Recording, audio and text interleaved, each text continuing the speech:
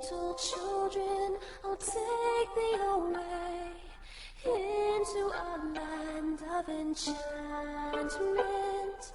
Come, little children, the time's come to play here in my garden of shadows.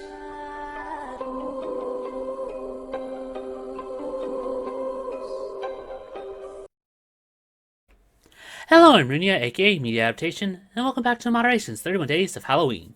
We'll do a video each day based on your suggestions. And we still don't have another mainline entry for Erma, so we're off back to the Tales of Outcast. Number 13, Tales of the Yokai Masks.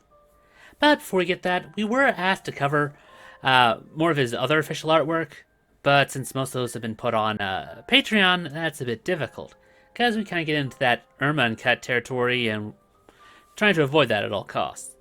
But we do have two we did for Halloween. Before there's annual Ermaween. And the second is just so cute with small Erma. But with that out of the way, let's get back to the comic. This one's a bit short as there's a lot of action panels. We start off with security telling an investigator about this girl who just stared at the mask for a few hours, before suddenly breaking the glass and putting it on, which then burst into flames. And the girl is still standing there.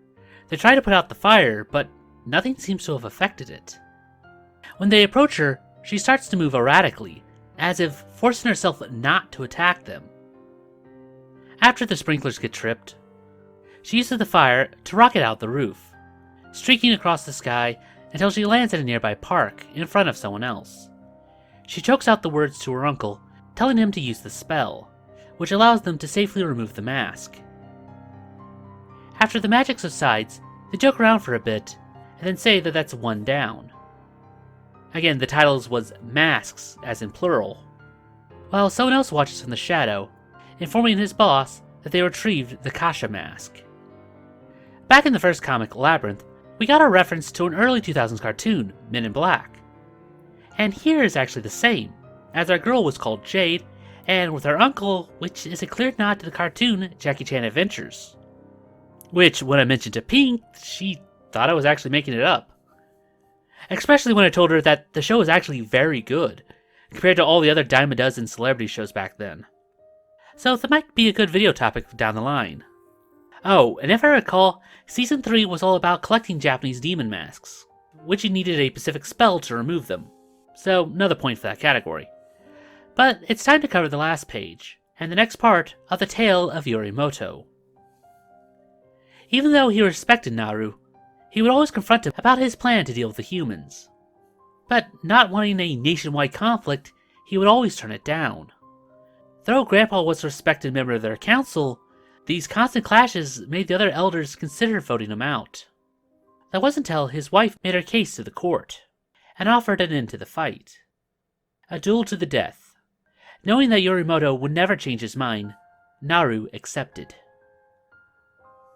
And with how Erma's been, well, very sparse on updates, I know they're about to start Ermaween, but again, this gives us a nice chance to actually go through the last two comics. We got one more Tales of the Yokai Masks, and then we have one for Mitsu and Momo, which we have got a lot of requests to cover. So, I guess we'll see you guys next week. Or, again, since everything's already off their list, maybe later this week, but I digress. But that about does it for this video.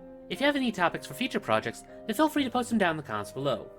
And while you're down there, why not like, and make sure you still subscribe to the channel. Still slowly recovering from the deletion. But anyway, I'll see you guys later. Anyway, I'm Runia, invite you to join us again for the next night.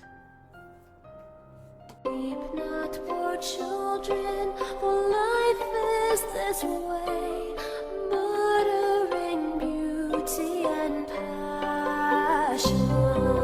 Hush now, dear children, it must be this way, to weary of life and deceptions. Rest now, my children.